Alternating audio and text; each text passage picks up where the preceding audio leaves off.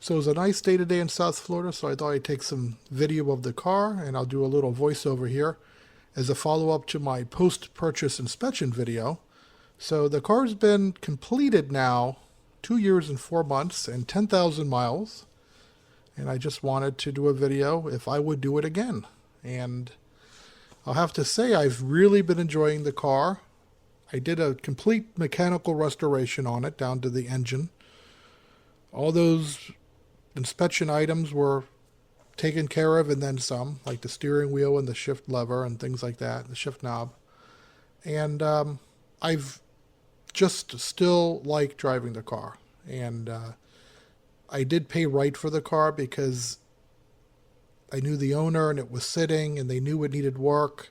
So I got lucky where I was able to do a complete mechanical restoration on the car and I didn't have to pay a lot of money for the car. So like a lot of people on Bring a Trailer, they pay all the money for, condition 3 or condition 2 car, and then it turns out that it needs a mechanical restoration. So that's not a good place to be. So mine was favorable.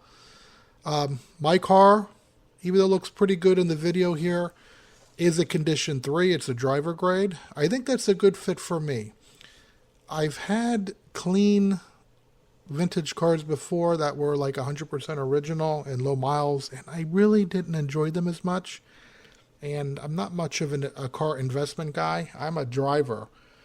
So, if you like your clean original examples, more power to you. I love them too, but I like driving more. So that's just me. And so, to answer the question, would I do it again? All those hours of blood, sweat, and tears. It took me about a year to get the car going. Yes, I absolutely would do it again. Like I said, it has been supremely reliable, knock on wood, and I still enjoy driving the car. In some of my trips I've taken, I've driven new 911s, I drove a 992 Carrera T manual, loved it, but I think I'm just a old car guy. I have to be able to bond with the car, and by doing a mechanical restoration like this, that objective was achieved.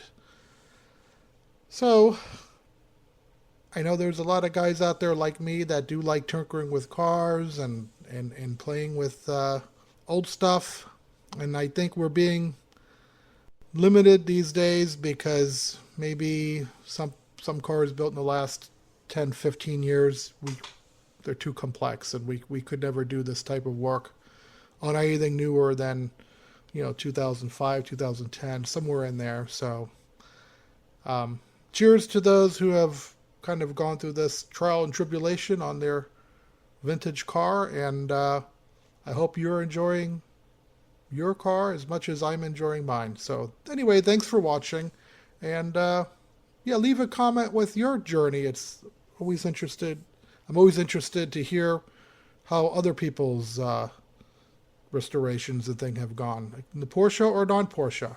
And all right, so hope you enjoyed it, and I will see you on the next video. Take care, everyone. Bye.